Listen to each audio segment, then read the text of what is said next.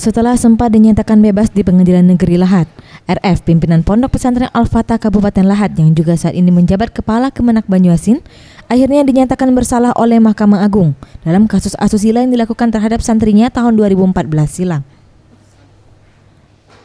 RF merupakan tersangka tunggal yang divonis bebas tanpa syarat oleh pihak Pengadilan Negeri Lahat dalam sidang kasus perkara pencabulan terhadap beberapa anak di bawah umur yang merupakan santri Ponpes Al-Fatah yang dipimpinnya.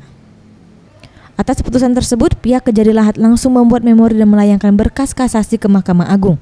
MA kemudian memutuskan RF bersalah dan memvonis RF 3 tahun penjara lebih rendah dari tuntutan JPU selama 6 tahun penjara.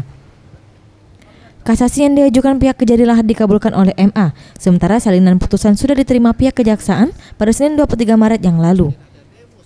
Menurut Kejari Lahat, Helmi mengatakan pihaknya harus menyiapkan segala sesuatunya, termasuk juga penyiapan berkas dan personil yang akan diturunkan dalam proses eksekusi nanti.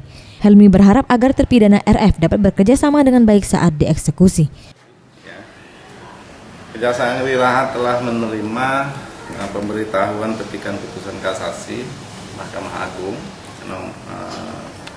pada tanggal ini, hari Senin ini ya, sekarang ini.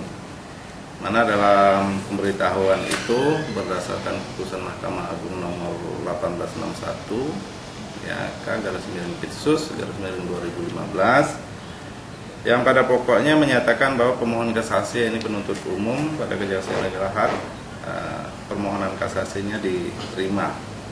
Nah, kemudian isi putusan itu ya menyatakan terdakwa Haji Ramlan Fauzi MPDI bin Haji Hasanuddin terbukti bersalah sebagaimana yang didakwakan oleh dakwaan jaksa penuntut umum, kemudian menjatuhkan pidana terhadap terdakwa selama 3 tahun.